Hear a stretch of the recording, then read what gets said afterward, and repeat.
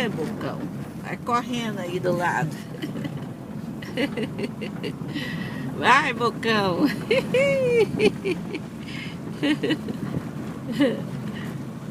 Aí, esse é o nosso Peirópolis, a lacraia. O que é frenteira mesmo é a lacraia. A lacraia já tá lá, ó. Olha lá. Olha lá, ó. Olha bem. Lacraia danada, hein?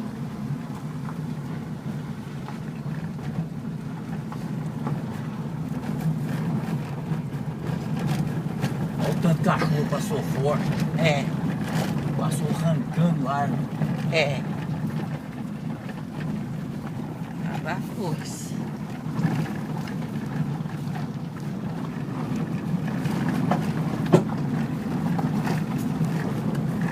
Ó. A mais valente, né? A doentinha. É a mais valente. Mas isso pra ela eu acho que é uma terapia, né? É por isso que ela tá ficando boa, né? De tanto que ela Ela corre. corre. Agora você quer ver?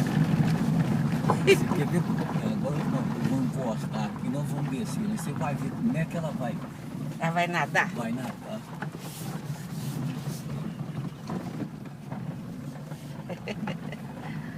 É, lacraia danada. Olha lá. Ai, chegamos aqui na cachoeira. Isso aqui é bom. Isso aqui é bom demais da conta. Fechar a porta aqui. Vem, Bocão. Vamos. Agora eles vão nadar. Vamos. O Bocão tem medo d'água. Tem? Tem. A lacraia, né? O Bocão e aquela outra tem medo d'água. Mas ele entra dentro d'água. É, né? Nossa Senhora. É, bem. Cadê a lacraia? Que já foi, né? Já tá lá. Já tá lá, já sabe, né? Já sabe, ô. Vai nadar. Nadar na cachoeira. Já tá andando dentro d'água ali já. Olha lá o Bocão dentro do corpo. Aí. Olha tanto que eles gostam. Que eles gostam da... Na vez. Nadar.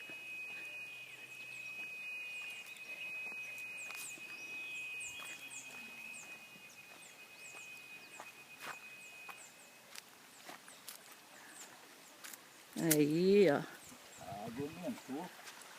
Olha que beleza. Graças a Deus, porque choveu ontem, né, seu Isaí? Aí, ó. Agora eles... Opa! Agora eles vêm aqui, ó. Aí. Olha lá, lacraia. Vê? Põe eles pra nadar. Eu vou te dar a mão aqui. Tá.